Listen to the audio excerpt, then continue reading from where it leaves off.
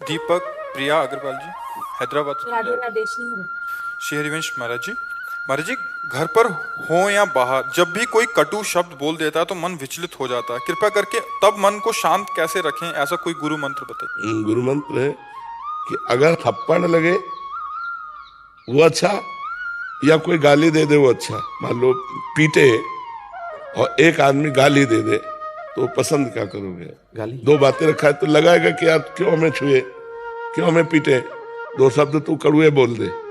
तो हमारे ऊपर भगवान की कृपा हुई कि जो मुझे शारीरिक दंड मिलना चाहिए था वो वाचिक दंड से भगवान मुझे पवित्र कर रहे हैं। अगर ये बात आप मान लोगी, वास्तविक यही बात है, हमारे बिगड़े हुए कर्म के बिना हमें कोई दंड नहीं दे सकता।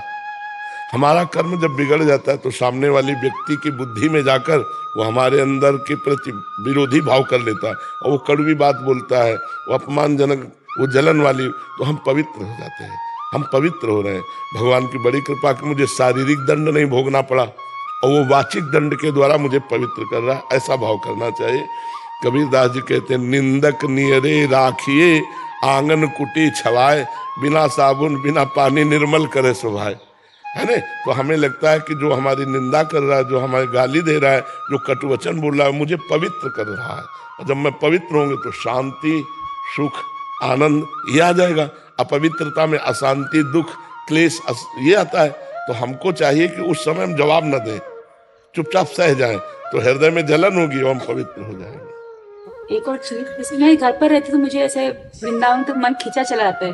कोई ऐसा गुरु मंत्र जिससे कि हमेशा के लिए वृंदावन में जो शरीर हमेशा के लिए वृंदावन रहे या न रहे इसमें कोई खास बात नहीं, मन वृंदावन में रहे। वृंदावन को चिंतवन यह है दीप और बार।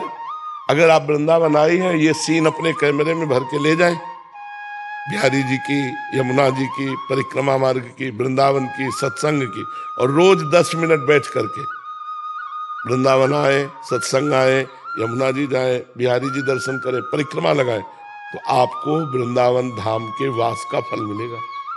हमको चाहे जहां दूर रखें, हमारा चिंतन वृंदावन में, तो बहुत बढ़िया बात। और आप वृंदावन में रह रहे हो और चिंतन दिल्ली कलकत्ता हो, संसार का हो, तो हमें लगता ठीक नहीं है ना? शरीर वृंदावन में पड़ा, चिंतन संसार का हो रहा है।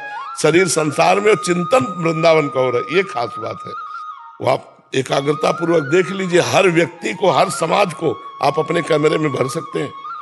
अब एक बार हम देख लें कि इनमें से सबको पहचानना है, तो 10 साल बाद मिलोगे तो हम तुम्हें बता देंगे कि हाँ एक बार आए थे एकांतिक में।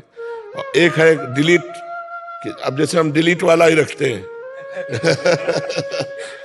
सुबह से लेकर, अगर इन सबकी फोटो हो तो दिन भर हमको इसी में परेशानी हो, 1 सेकेंड में खत्म।